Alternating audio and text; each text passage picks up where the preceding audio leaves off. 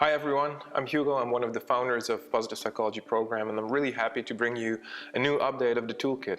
And in this month update, we bring you 5 brand new tools. And I want to introduce these tools to you in this brief video. So the first tool that we came up with is a tool that addresses social support. And interestingly, what research has shown is that obviously social support is really important. It contributes to well-being, especially specifically when clients face difficulties in life. It's good to have a social support network. But what is really interesting, I believe, is that actual social support and perceived social support are two different things, and it is perceived social support. So the extent to which clients believe and have the feeling that support is available to them is more predictive of all kinds of things like coping effectiveness, adjustment outcome, psychological and physical well-being, and so on. So this means that it is really important to address not only the actual support that people have, but also their beliefs about support, so their perceived social support. And this is what this tool is all about.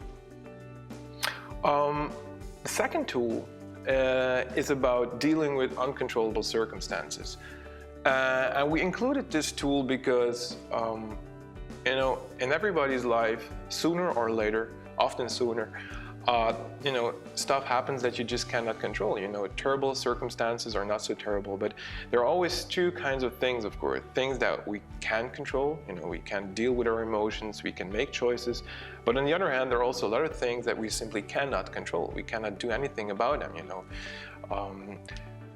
you can get fired. You can, you may lose people, all kinds of circumstances that are simply beyond our own control.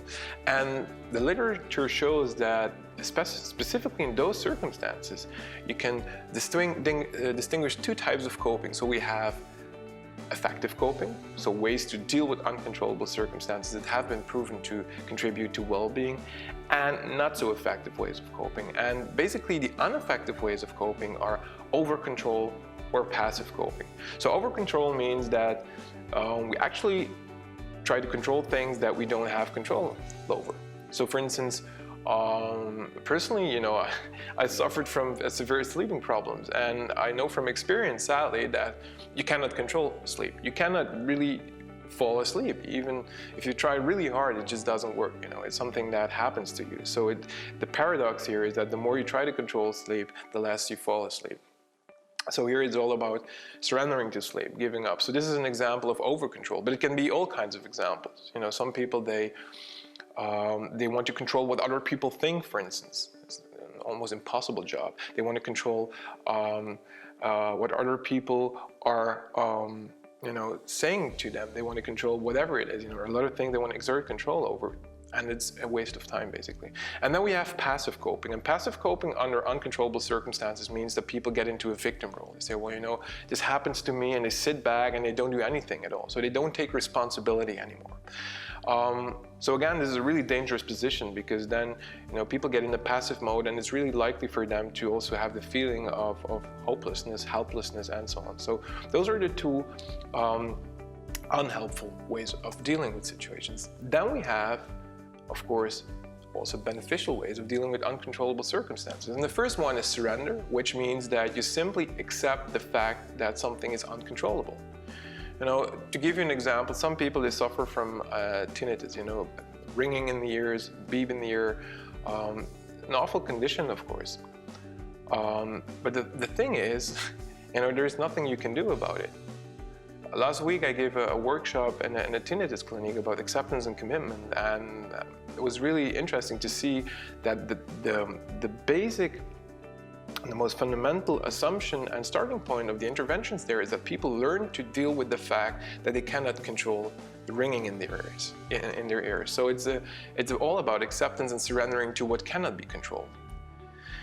But this doesn't mean that you just give up and get into passive mode. Of course, there are always things you can do about something. So for instance, I may not be able to control what other people say to me and what happens to me, but I can deal in a way with what happens to me. So if somebody offends me or makes a snide remark or whatever it is, I can still deal with the emotion that I experience in this case, or I may communicate about what I'm feeling to this person. So this is an example of what we call active coping. It's about taking responsibility, seeing the difference between what you can do and cannot do, but focus on what you can do. And this is an essential skill, I believe, if not one of the most fundamental skills when it comes to coping, making that distinction. And this tool is all about it. So it can be helpful for people who, find it difficult and spend a lot of time in uncontrollable circumstances or get into a passive mode. Now we have another tool, it's called the Feeling Dictionary. This one is about emotional intelligence, and it's the goal of this tool is to increase the level of emotional awareness. And what clients do, they make, when they experience an emotion or a feeling, they describe it in terms of the thoughts they have and build on this. So they add words to it, add thoughts to a certain feeling, so they gain more clarity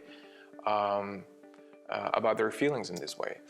This is a very useful tool for clients who, that are not really in contact with their emotions or find it difficult to put their feelings or emotions into words. Now we have another tool, completely different area this time. It's goal progress. It's called Personal Goal Process Review. And I'm always been a big fan of self-regulation theories, and so I think they're hugely interesting. And what I notice is there is a crucial component that most, if not all of them, share, and this is monitoring, the ability to set goals and now and then check whether you're close to that goal or not, whether you're moving towards that goal successfully. And this is what we call goal monitoring, and it has been proven to be one of the most essential skills when it comes to goal accomplishment. You have to be able to see how much time and effort is needed to get to your goal, to achieve your goal. And this tool, what it does, it assists clients in monitoring progress towards their goal by running a monthly review of their personal goals and the progress that they've made. And in this way, by reviewing the progress and so on, they get a more clear sight on where they are when it comes to their goals. And this tool has been proven to be very effective for clients who find it difficult to realize goals, and this can be because of many reasons, of course. It can be because they set too many goals, or their goals are simply too vague, or they don't pay attention too much to whether they're moving closer to their goals. So this tool can be very helpful for people who want to accomplish goals but are not have some difficulties with getting there. Finally, and this is actually my favorite tool because I use it with all my clients, I use it in every workshop that I give on motivation and goal setting. It's called self-concordant goal analysis. And for those of you who are familiar with self-determination theory, you know that there's a lot of research showing that the type of motivation that people have for striving is really important for the outcome. It determines not only well-being, but also how much they will enjoy the process towards the goal and how effective they will be, persistence, and so on. So in this tool, the aim of this tool is to analyze the goals that people set in terms of 4 categories, that are based on self-determination theory. And these 4 types of categories, these 4 categories, I'm not going into detail here too much, but these categories, they vary in the extent to which they align with enduring interests and values. So they represent a different level of autonomy. And some, we all know this, some things we do them because we have to do them. There are a lot of things that we wouldn't do if we didn't feel we had to for somebody else or because of something, But there are also goals that we believe are important. They align with our personal values, or we even may like the process. For instance, I play the piano and I love playing the piano, and I would do this for the sake of playing the piano. There is no ultimate higher goal that I want to achieve by it, other than just enjoying the process, because I will not become a great pianist. I'm aware of that, but I simply enjoy playing the piano. So it's a very intrinsic process. So this tool allows clients and people that are into goal setting to analyze their own goals, reflect on them.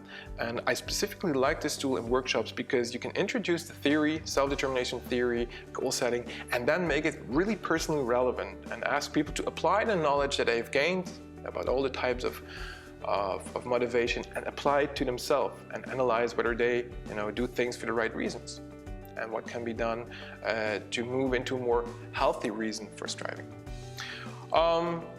In this update, we also included a great number of new knowledge-based items. You will find them on the website, of course. And my final message is that I really enjoy that more people are using the forum, the place that we can share information and so on. So if you need anything or any help or whatever, I'm always happy to assist you, and so does the rest of my team. So this was it for now. I hope you enjoy this new update, and we'll see you again hopefully next month. Goodbye.